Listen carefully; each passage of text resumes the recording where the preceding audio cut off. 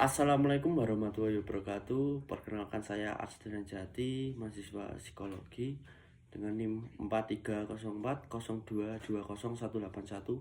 Di sini saya akan membuat video tentang mereview jurnal. Nah, di sini saya mengangkat tema tentang gangguan pada tidur. Ini untuk memenuhi kebutuhan UTS pada matkul psikologi abnormal. Nah, untuk yang pertama saya sudah mendapatkan jurnalnya. Saya akan mereviewkan jurnal yang berjudul The Night and Day Challenge of Sleep Disorder and Insomnia. Nah, ini jurnal dibuat pada tahun 2024. Jurnal ini berfokus tentang review naratif gangguan tidur, khususnya insomnia, dan bagaimana sering terjadinya bersamaan dengan penyakit psikiatrik atau organik. Nah, ini itu untuk yang pertama saya sudah mereviewkan ya. Untuk yang pertama adalah latar belakang. Di sini itu terdiri dari gangguan tidur. Gangguan tidur itu termasuk kesulitan memulai tidur atau mempertahankan tidur. Ini sangat umum, banyak terjadi pada semua orang. Ini di jurnal ini sudah memetakan ada sekitar sepertiga populasi mengalami kesulitan tidur setidaknya sekali seminggu, dan sekitar 6-15% itu memenuhi kriteria untuk insomnia. Insomnia sendiri itu apa sih?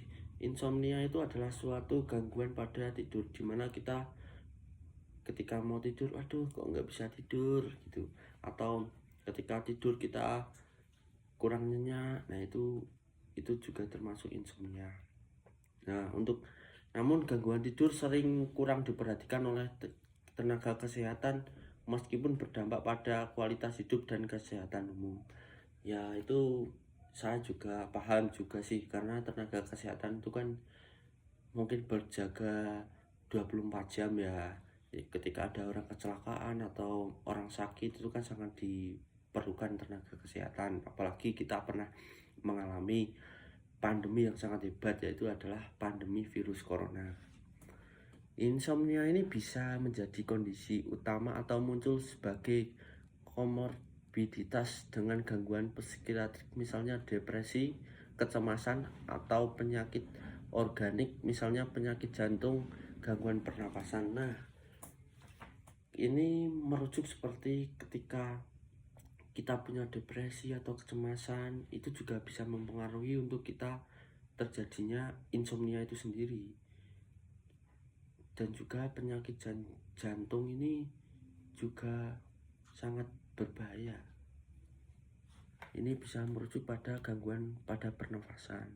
Nah, di sini metode dalam jurnal ini menggunakan jenis review naratif review, tidak sistematik secara lengkap atau tidak semua database dengan kriteria inklusi atau eksklusi secara kuantitatif, tetapi mengulas literatur epidemiologi, kriteria diagnostik, dan terapi terkait.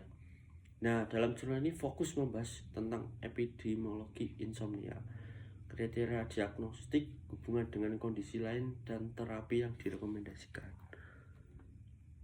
Nah, temuan utama dalam jurnal ini adalah yang pertama adalah prevalensi yang cukup tinggi, seperti yang disebutkan dari 1 atau 3 yang sudah saya sebutkan tadi, seperti masalah tidur, namun proporsi yang memenuhi kriteria insomnia lebih kecil. Yang kedua, insomnia sebagai komorbiditas. Ketika terdapat kondisi psikiatrik atau penyakit organik, insomnia sering muncul memperburuk kondisi utama. Nah, itu seperti ketika kita kurangnya tidur, itu kan membuat ketika kita bekerja atau kita berkuliah itu kan membuat kita lemas. Jadi kualitas tidur ini cukup diperlukan untuk kehidupan sehari-hari. Jadi kalian ketika mengalami gangguan tidur itu, kalau mengalami terus lah, ini saya sarankan untuk kalian itu untuk ke psikiater atau ke apa, itu untuk mempengaruhi buat kualitas tidur kalian tuh biar cukup, karena tidur ini sangat penting. Tidur ini mericas energi ketika kita beraktivitas seperti biasa ya. Nah, itu Selanjutnya adalah diagnostik. Diperlukan evaluasi yang baik, tidak hanya menanyakan tidur cukup atau tidak, tetapi juga kualitas tidur, keberlanjutan tidur, bangun malam, dampak siang hari. Nah itu kita juga harus menanyakan seperti gimana tidur itu kalian cukup enggak. Nah keberlanjutan tidur itu juga gimana sih gitu. Nah ini karena akan berdampak pada siang hari itu. Ketika siang hari kita mungkin merasa lemas, nah itu salah satunya karena kurangnya tidur itu sendiri. Karena tidur itu merecharge energi. Diingat-ingat ya teman-teman. Untuk selanjutnya itu ada terapi.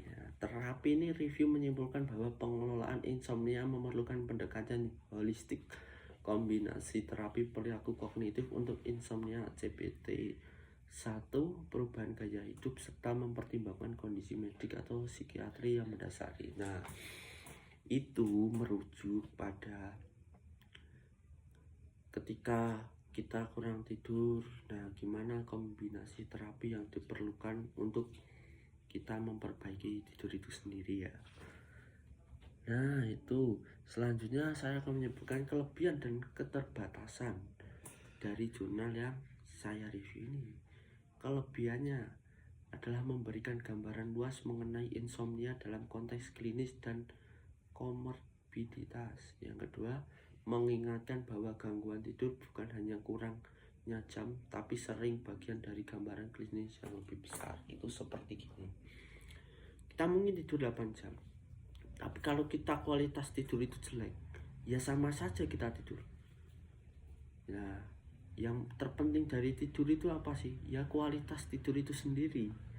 Jadi, kalaupun kita kualitas tidur baik, tapi kita cuma tidur 5 jam, itu nggak masalah. Itu malah lebih bagus daripada kita tidur 8 jam, tapi kualitas tidur kita nol besar. Itu yang lebih berbahaya. Nah, keterbatasan dari jurnal itu adalah yang saya reviewkan tadi itu ya teman-teman. Karena bentuknya naratif review, mungkin kurang transparan dalam pemilihan literatur, tidak semua studi di-screen sistematis. Nah, ini mungkin seperti yang pembuat jurnal ini lebih nyegrinya pada ketenaga kesehatan. Mungkin kan banyak kalangan yang terdampak tapi tidak diikut sertakan dalam penelitian dalam jurnal ini. Yang kedua, tidak banyak data kuantitatif atau sintetis meta-analisis untuk efek terapi spesifik karena bukan meta-review. Nah, itu karena mungkin jumlahnya kurang banyak. Jadi, ya ini sudah kalau kita membuat jurnal itu sebanyak mungkin itu nggak apa-apa. Karena kan kita hidup di masyarakat yang sangat luas. Fokus utama pada insomnia dan gangguan tidur umum, kurang membahas secara mendalam jenis tidur lainnya.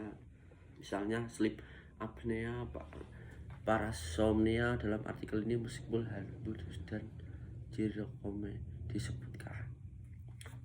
Nah, ini kita masuk untuk implikasi dan rekomendasi. Untuk praktek klinis ini yang termasuk itu seperti tenaga kesehatan harus secara aktif menanyakan kualitas tidur, bukan hanya durasi tidur, terutama pada pasien yang gangguan mental atau penyakit organis kronis. Nah ini itu kayak yang sudah saya sebutkan tadi. Yang terpenting dari tidur itu bukan jam selama kita tidur, tapi kualitas dari tidur itu.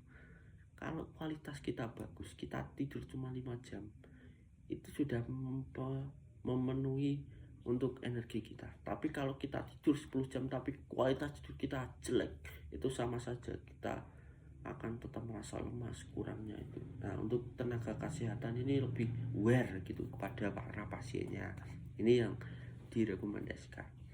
Untuk penelitian perlu studi yang lebih sistematik dan kuantitatif terkait efektivitas terapi insomnia, khususnya dalam konteks komorbiditas atau psikiatrik atau organik. Nah itu lebih mungkin kayak kita lebih melempar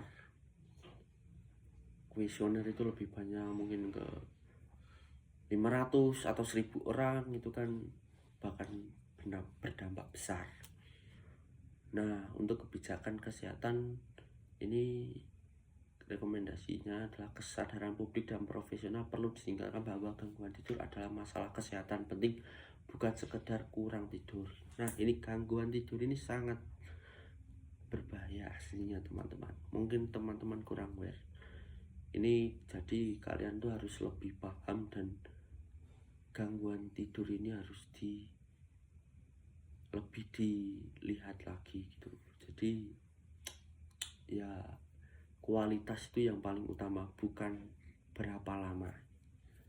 Nah, itu saja yang dapat saya sampaikan. Bila ada kekurangan, ya saya mohon maaf yang sebesar-besarnya. Karena kesempurnaan itu hanya milik Allah Subhanahu wa Ta'ala. Cukup sekian dari saya, mungkin itu saja. Wassalamualaikum warahmatullahi wabarakatuh. Ya, terima kasih untuk teman-teman yang sudah menonton video ini ya.